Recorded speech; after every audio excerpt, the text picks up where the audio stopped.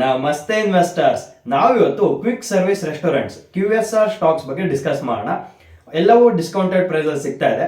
ಆಮೇಲೆ video ending ಅಲ್ಲಿ ನಾನು ಯಾಕೆ QSR ಸ್ಟಾಕ್ಸ್ ಅಲ್ಲಿ ಇನ್ವೆಸ್ಟ್ ಮಾಡಿದ್ದೀನಿ, ಯಾವ ಪ್ರೈಸಲ್ಲಿ ಎಂಟರ್ ಆಗಿದ್ದೀನಿ, ನನ್ನ ಟಾರ್ಗೆಟ್ ಏನು, ಎಲ್ಲನೂ ನಿಮ್ಮ ಜೊತೆ ಡಿಸ್ಕಸ್ ಮಾಡ್ತೀನಿ. ಹಾಗಾಗಿ ವಿಡಿಯೋನ ಕೊನೆವರೆಗೂ ನೋಡಿ.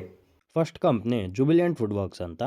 ಇದು ಡೊಮಿನೋಸ್ ಪಿಜ್ಜಾದು ಮಾಸ್ಟರ್ ಫ್ರಾಂಚೈಸಿ. ಇಂಡಿಯಾದಲ್ಲಿ, ಬಾಂಗ್ಲಾದೇಶ್, ಶ್ರೀಲಂಕಾ ಮತ್ತು ನೇಪಾಳಲ್ಲಿ ಮಾಸ್ಟರ್ ಫ್ರಾಂಚೈಸಿ ತೊಗೊಂಡಿದೆ. ಕಂಪ್ನಿದು ಮಾರ್ಕೆಟ್ ಕ್ಯಾಪಿಟಲ್ ನೋಡ್ಬೋದು, 28,000 crore ಇದೆ. ಇದು ಆಲ್ ಟೈಮ್ ಇಂದ 50% ಡೌನ್ ಇದೆ. ನೀವು ಮಾರ್ಕೆಟ್ ಕ್ಯಾಪಿಟಲಲ್ಲೇ ಗೊತ್ತಾಗುತ್ತೆ ಇದೊಂದು ಮಿಡ್ ಕ್ಯಾಪ್ ಕಂಪ್ನಿ, ಸೊ 50% ಬೀಳೋದು ಸಹಜ. ಇದರದ್ದು ಪ್ರಾಫಿಟ್ ಆ್ಯಂಡ್ ಲಾಸ್ ಸ್ಟೇಟ್ಮೆಂಟ್ ನೋಡೋಣ. 2018 2,980 crore ಇದ್ದದ್ದು ಇನ್ಕ್ರೀಸ್ ಆಗಿ 4,331 ಆಗಿದೆ.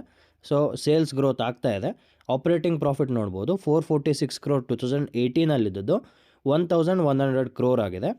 ಸೊ ನೆಟ್ ಪ್ರಾಫಿಟ್ಟು 2006 ಇತ್ತು, 2018 206 ಇತ್ತು, ಅದು 2022ಗೆ 437 ಆಗಿದೆ. ಸೊ ಸೇಲ್ಸ್ ಇನ್ಕ್ರೀಸ್ ಆಗ್ತಿದೆ, ಆಪ್ರೇಟಿಂಗ್ ಪ್ರಾಫಿಟ್ ಇನ್ಕ್ರೀಸ್ ಆಗ್ತಿದೆ, ನೆಟ್ ಪ್ರಾಫಿಟನ್ನು ಇನ್ಕ್ರೀಸ್ ಆಗ್ತಿದೆ. ನೆಕ್ಸ್ಟು ಬ್ಯಾಲೆನ್ಸ್ ಶೀಟ್ ಚೆಕ್ ಮಾಡೋಣ. ಟೋಟಲ್ ರಿಸರ್ವ್ಸ್ ನೋಡ್ಬೋದು, 977 crores ಇತ್ತು 2018, ಇವಾಗ 1,971 crore ಆಗಿದೆ 2022. ಸೊ ರಿಸರ್ವ್ಸು ಇನ್ಕ್ರೀಸ್ ಆಗ್ತಾಯಿದೆ. ಬಾರೋಯಿಂಗ್ಸ್ ನೋಡ್ಬೋದು, ಡೆಟ್ ಫ್ರೀ ಕಂಪ್ನಿ ಇದೆ. ಒಂದು mid cap company debt free ಇರೋದು ಭಾಳ ಕಡಿಮೆ, ಸೊ ಡೆಟ್ ಫ್ರೀ ಇದೆ ಇದನ್ನು. ಆಮೇಲೆ ಕ್ಯಾಶ್ ಫ್ಲೋ ಸ್ಟೇಟ್ಮೆಂಟ್ ನೋಡ್ಬೋದು. ಫ್ರೀ ಕ್ಯಾಶ್ ಫ್ಲೋ ನೋಡ್ತೀವಿ ನಾವು ಸಹಜವಾಗಿ ಕ್ಯಾಶ್ ಫ್ಲೋ ಸ್ಟೇಟ್ಮೆಂಟಲ್ಲಿ. ಸೊ ಫ್ರೀ ಕ್ಯಾಶ್ ಫ್ಲೋನೇ ನೋಡಬೇಕು, ಪಾಸಿಟಿವ್ ಆಗೇ ಇದೆ ಎಲ್ಲನೂ. ಈಗ ರೀಸೆಂಟಾಗಿ 538 crore ಇದೆ. Next company Westlife development ಅಂತ. ಇದು ಮೆಕ್ಡೊನಾಲ್ಡ್ಸ್ದು ಸೌತ್ ಮತ್ತು ವೆಸ್ಟ್ ಇಂಡಿಯಾದಲ್ಲಿ ಫ್ರಾಂಚೈಸೀಸ್ ತೊಗೊಂಡಿದೆ. ಜೊತೆಲಿ ಮೆಕ್ ಡೆಲಿವರಿ, ಮೆಕ್ ಕೆಫೆ, ಮೆಕ್ ಬ್ರೇಕ್ಫಾಸ್ಟ್ದು ಇವ್ರ ಹತ್ರನ ಫ್ರಾಂಚೈಸೀಸ್ ಇದೆ. ಈ ಕಂಪ್ನಿದು ಮಾರ್ಕೆಟ್ ಕ್ಯಾಪಿಟಲು 10,700 crores. ಇದನ್ನು ಒಂದು ಮಿಡ್ ಕ್ಯಾಪ್ ಕಂಪ್ನಿ. ಇದು 52 ವೀಕಿಂದ 25% ಡಿಸ್ಕೌಂಟಲ್ಲಿ ಅವೈಲೇಬಲ್ ಆಗ್ತಾಯಿದೆ. 2019 ಲಿಸ್ಟ್ ಆಗಿದ್ದು. ಸೊ ನೀವು ಯಾವಾಗಾದರೂ ಚಾರ್ಟ್ ಪ್ಯಾಟರ್ನ್ ನೋಡಬೇಕಂದ್ರೆ ಮ್ಯಾಕ್ಸಿಮಮ್ಗೆ ಹೋಗಬೇಕು. ಮ್ಯಾಕ್ಸಿಮಮ್ಗೆ ಹೋಗಿ ಲೆಫ್ಟ್ ಟು ರೈಟ್ ಗ್ರಾಫ್ ಮೇಲ್ಗಡೆ ಹೋಗ್ತಾ ಇರಬೇಕು. ಸೊ ಆ ಥರದ ಚಾರ್ಟ್ ಪ್ಯಾಟರ್ನಲ್ಲಿ ಇನ್ವೆಸ್ಟ್ ಮಾಡೋದಕ್ಕೆ ಟ್ರೈ ಮಾಡಿ. ನೆಕ್ಸ್ಟ್ ಇದರ ಪ್ರಾಫಿಟ್ ಆ್ಯಂಡ್ ಲಾಸ್ ನೋಡ್ಬೋದು. ಇದು ಲಾಸ್ಟ್ 10 ಇಯರ್ಸ್ದನ್ನು ತೆಗೆದಿದ್ದೀನಿ. ಸೇಲ್ಸ್ ನೋಡ್ಬೋದು, 3 crore ಇನ್ಕ್ರೀಸ್ ಆಗಿ 1,576 ಆಗಿದೆ. ಆಪ್ರೇಟಿಂಗ್ ಪ್ರಾಫಿಟ್ 1 crore ಇದ್ದದ್ದು 197 ಆಗಿದೆ. ಬಟ್ ಇದು ಮಿಡ್ಲಲ್ಲಿ ನೋಡ್ಬೋದು, 2020 20 ಸ್ವಲ್ಪ ಡೌನ್ಫಾಲ್ ಆಗಿದ್ದು ಮತ್ತೆ ರಿಕವರ್ ಆಗಿಲ್ಲ. ಏನಕ್ಕೆ ಮಾರ್ಚ್ 2020 219 ಆಗಿತ್ತು ಆಪ್ರೇಟಿಂಗ್ ಪ್ರಾಫಿಟ್ಟು, ಅದನ್ನಿನ್ನೂ ಬ್ರೇಕ್ ಮಾಡಿಲ್ಲ ಈ ಕಂಪ್ನಿ. ನೆಕ್ಸ್ಟ್ ನೆಟ್ ಪ್ರಾಫಿಟ್ ನೋಡೋಣ. ಕಂಪ್ನಿ ಇನ್ನೂ ಲಾಸಲ್ಲೇ ಇದೆ, ಇನ್ನೂ ಪ್ರಾಫಿಟಲ್ಲಿಲ್ಲ. ಲಾಸ್ಟ್ 3 ಇಯರ್ಸಿಂದ ಕಂಪ್ನಿ ಲಾಸಲ್ಲಿದೆ. ಸೊ ಈ ವರ್ಷದ್ದು ರಿಸಲ್ಟ್ ನೋಡಬೇಕು. ನೆಕ್ಸ್ಟು ಕಂಪ್ನಿದು ಬ್ಯಾಲೆನ್ಸ್ ಶೀಟ್ ನೋಡೋಣ. ರಿಸರ್ವ್ಸ್ 184 crore ಇನ್ಕ್ರೀಸ್ ಆಗಿ 481 crore ಇದೆ. ಬಾರೋಯಿಂಗ್ಸ್ ನೋಡ್ಬೋದು, ಕಂಪ್ನಿ 2013 ಬಾರೋಯಿಂಗ್ಸ್ ತೊಗೊಳ್ಳೋದು ಸ್ಟಾರ್ಟ್ ಮಾಡಿ ಕಂಪ್ನಿ ಮಾತ್ರ ಹೆವಿ ಬಾರೋಯಿಂಗ್ಸ್ ಮಾಡ್ಕೊಂಡಿದೆ. 1,055 crore ಬಾರೋಯಿಂಗ್ಸ್ ಇದೆ. ಸೊ ಅದಕ್ಕೆ ನಿಮಗೆ ಪ್ರಾಫಿಟ್ ಆ್ಯಂಡ್ ಲಾಸಲ್ಲಿ ಚೆಕ್ ಮಾಡ್ಬೋದು. ಇಂಟ್ರೆಸ್ಟ್ ಅಂತ ಒಂದಿರುತ್ತಲ್ಲ, ಇಂಟ್ರೆಸ್ಟಲ್ಲಿ ನೋಡಿ 83 crore ಈ ಕಂಪ್ನಿ ಇಂಟ್ರೆಸ್ಟ್ ರೀಪೇಮೆಂಟ್ ಮಾಡ್ತಿದೆ. ಹಾಗಾಗಿ ಆಪ್ರೇಟಿಂಗ್ ಪ್ರಾಫಿಟಿಂದ ಅರ್ಧ ಅವ್ರು ಇಂಟ್ರೆಸ್ಟ್ ಪೇ ಮಾಡೋದ್ರಲ್ಲೇ ಹೋಗ್ತಿದೆ. ಹಾಗಾಗಿ ಕಂಪ್ನಿ ಪ್ರಾಫಿಟಲ್ಲಿ ಇಲ್ಲ. Next share holding pattern check ಮಾಡೋಣ.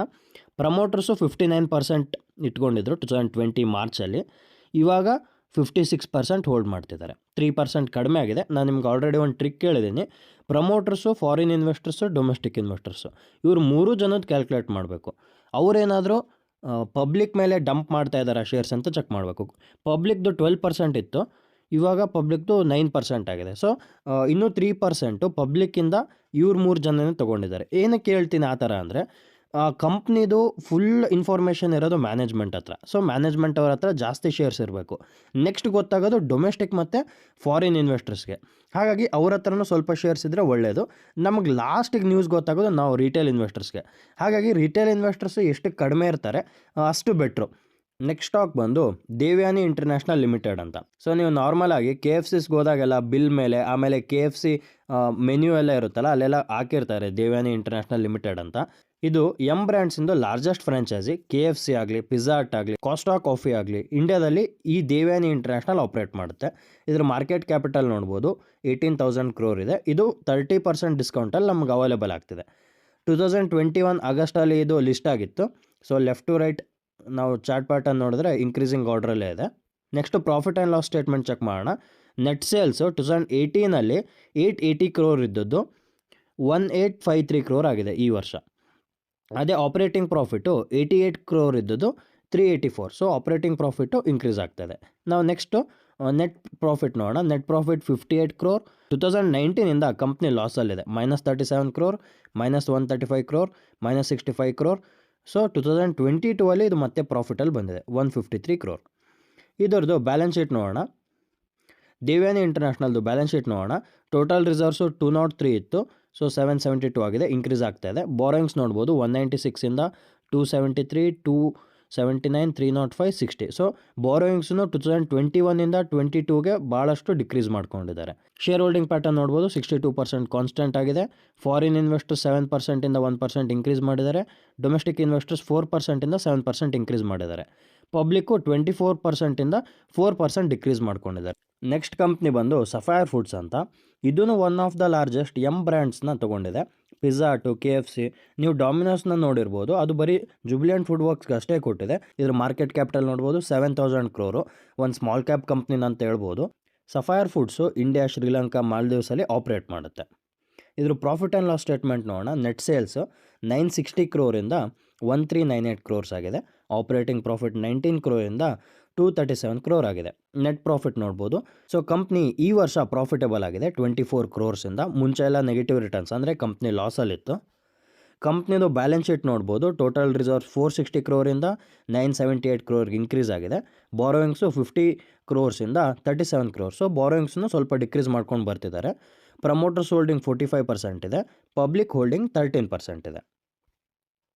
ನೆಕ್ಸ್ಟ್ ಕಂಪ್ನಿ ಬಂದು ಬರ್ಗರ್ ಕಿಂಗ್ದು ರೆಸ್ಟೋರೆಂಟ್ಸ್ ಬ್ರ್ಯಾಂಡ್ ಏಷ್ಯಾ ಅಂತ. ಇದು ರೀಸೆಂಟಾಗಿ ನೇಮ್ ಚೇಂಜ್ ಮಾಡಿದ್ದಾರೆ. ಇದ್ರ ಮಾರ್ಕೆಟ್ ಕ್ಯಾಪಿಟಲ್ 5,000 crore. ಈ ಕಂಪ್ನಿದು ಪ್ರಾಫಿಟ್ ಆ್ಯಂಡ್ ಲಾಸ್ ಚೆಕ್ ಮಾಡೋಣ. ನೆಟ್ ಸೇಲ್ಸ್ ನೋಡ್ಬೋದು, 378 crore-ಇಂದ 943 crore, ಅಂದರೆ ಇನ್ಕ್ರೀಸ್ ಆಗ್ತಾ ಇದೆ.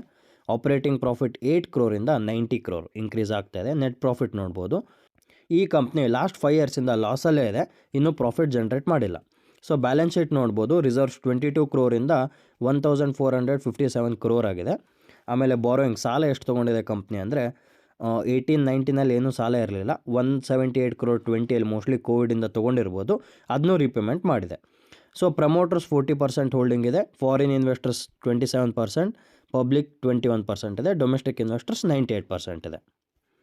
ನಾನು ಯಾವ ಶೇರಲ್ಲಿ ಇನ್ವೆಸ್ಟ್ ಮಾಡಿದ್ದೀನಿ ಅಂತ ನಿಮ್ಮ ಜೊತೆ ಡಿಸ್ಕಸ್ ಮಾಡ್ತೀನಿ. ನಾನು ಒಂದೇ QSR ಸ್ಟಾಕಲ್ಲಿ ಇನ್ವೆಸ್ಟ್ ಮಾಡಿದ್ದು, ಅದು ಜುಬಿಲಿಯಂಟ್ ಫುಡ್ ವರ್ಕ್ಸು. ಏನಕ್ಕಂದರೆ ಆ ಕಂಪ್ನೀಸ್ ಬಿಸ್ನೆಸ್ ಚೆನ್ನಾಗಿದೆ, ಆಮೇಲೆ ಮ್ಯಾನೇಜ್ಮೆಂಟ್ ಚೆನ್ನಾಗಿದೆ, ಫೈನಾನ್ಷಿಯಲ್ ಸ್ಟೇಟ್ಮೆಂಟ್ಸು ತುಂಬ ಸ್ಟ್ರಾಂಗ್ ಇದೆ. Comparing to other QSR stocks ಇದು 5 years-ಇಂದ ಪ್ರಾಫಿಟ್ ಜನ್ರೇಟ್ ಮಾಡಿಕೊಡ್ತಿದೆ. ಆಮೇಲೆ ರಿಟರ್ನ್ಸು ತುಂಬ ಚೆನ್ನಾಗಿದೆ. ನಾನು ಈ ಸ್ಟಾಕ್ನ ಏಪ್ರಿಲಲ್ಲಿ 500 rupees-ಗೆ ತೊಗೊಂಡಿದ್ದೆ, ಮತ್ತು 426-ಗೆ ಆವ್ರೇಜ್ ಮಾಡ್ತಾಯಿದ್ದೀನಿ. ಇದರದ್ದು ಮಾರ್ಕೆಟ್ ಶೇರ್ ನೋಡ್ಬೋದು. ಡೊಮಿನೋಸ್ದು 22% ಇದೆ ನಮ್ಮ ಇಂಡಿಯಾದಲ್ಲಿ, ಮೆಕ್ಡಿದು 12% ಇದೆ, KFCದು 11% ಇದೆ. ಸೊ ನನ್ನ ಟಾರ್ಗೆಟ್ ಏನು ಅಂದರೆ, ನಾನು ಒಂದು ಥಿಯರಿ ಫಾಲೋ ಮಾಡ್ತೀನಿ. ಇನ್ವೆಸ್ಟಿಂಗಲ್ಲಿ ಸ್ಟಾಪ್ ಲಾಸು ಮತ್ತು ಸ್ಟಾಪ್ ಪ್ರಾಫಿಟ್ ನಾನು ಇಡೋದಕ್ಕೆ ಹೋಗಲ್ಲ. ಈಗ ಸ್ಟಾಪ್ ಲಾಸ್ ಏನಕ್ಕೆ ಇಡೋದಿಲ್ಲ ಅಂದರೆ, ಕಂಪ್ನಿದು ಶೇರ್ ಪ್ರೈಸ್ ಫಾಲ್ ಆಗ್ತಾ ಇದೆ ಅಂದರೆ 2 ರೀಸನಿಂದ. ಒಂದು ಎಕ್ಸ್ಟರ್ನಲ್ ರೀಸನು, ಒಂದು ಇಂಟರ್ನಲ್ ರೀಸನು. ಎಕ್ಸ್ಟರ್ನಲ್ ರೀಸನ್ ಅಂದರೆ ಕೋವಿಡ್ ಆಗಿರ್ಬೋದು, ವಾರ್ಗಳಾಗಿರ್ಬೋದು, ಆಮೇಲೆ ಎಕನಾಮಿಕ್ ಕ್ರೈಸಿಸ್ ಆಗಲಿ, ಈ ಥರದ್ದು ಎಕ್ಸ್ಟರ್ನಲ್ ರೀಸನು. ಆ ಥರದ್ದು ಏನಾಗುತ್ತೆ, ಡೌನ್ಫಾಲ್ ಆಗಿ ಮತ್ತೆ ರಿಕವರ್ ಆಗುತ್ತೆ. ಇಂಟರ್ನಲ್ ರೀಸನ್ ಇದ್ದಾಗ ನಾನು ಅದನ್ನ ನೋಡ್ತೀನಿ, ಮ್ಯಾನೇಜ್ಮೆಂಟು ಬಂದಿರೋ ಪ್ರಾಬ್ಲಮ್ನ ಟ್ಯಾಕಲ್ ಮಾಡೋ ಕೆಪಾಸಿಟಿ ಇದೇನಾ ಇಲ್ಲ ಅಂತ. ಅವ್ರಿಗೆ ಇದೆ ಅಂತ ಅನ್ಸಿದ್ರೆ ನಾನು ಮತ್ತೆ ಆವ್ರೇಜ್ ಮಾಡ್ತೀನಿ, ಇಲ್ಲಾಂದರೆ ನಾನು ಎಕ್ಸಿಟ್ ಆಗ್ತೀನಿ. ಸ್ಟಾಪ್ ಪ್ರಾಫಿಟ್ ಏನಕ್ಕೆ ಇಡೋದಿಲ್ಲ ಅಂದರೆ, ಕಂಪ್ನಿ ಎಷ್ಟು ಮೇಲ್ಗಡೆ ಹೋಗುತ್ತೆ, ಎಷ್ಟು ಮೈಲ್ ಸ್ಟೋನ್ಸ್ ಅಚೀವ್ ಮಾಡುತ್ತೆ ಅಂತ ಯಾರಿಗೂ ಹೇಳೋದಕ್ಕಾಗಲ್ಲ. ಸೊ ಹಾಗಾಗಿ ನಾನು ಸ್ಟಾಪ್ ಪ್ರಾಫಿಟ್ ಇಡೋಲ್ಲ, ಸ್ಟಾಪ್ ಲಾಸು ಇಡೋದಿಲ್ಲ. ಹೋಪ್ ಈ ಇನ್ಫಾರ್ಮೇಟಿವ್ ವಿಡಿಯೋ ನಿಮ್ಗೆ ಇಷ್ಟ ಆಗಿದೆ ಅಂದ್ಕೊತೀನಿ. ನೀವು ಯಾವ್ದಾದ್ರು QSR ಸ್ಟಾಕ್ಸಲ್ಲಿ ಇನ್ವೆಸ್ಟ್ ಮಾಡಿದ್ದೀರಾ ಅಥವಾ ಈ ವಿಡಿಯೋ ನೋಡಿದ್ಮೇಲೆ ಮಾಡ್ಬೇಕು ಅಂದ್ಕೊಂಡಿದ್ದೀರಾ, ಕಮೆಂಟ್ ಸೆಕ್ಷನಲ್ಲಿ ತಿಳಿಸಿ. Thank you. ಜೈ ಹಿಂದ್.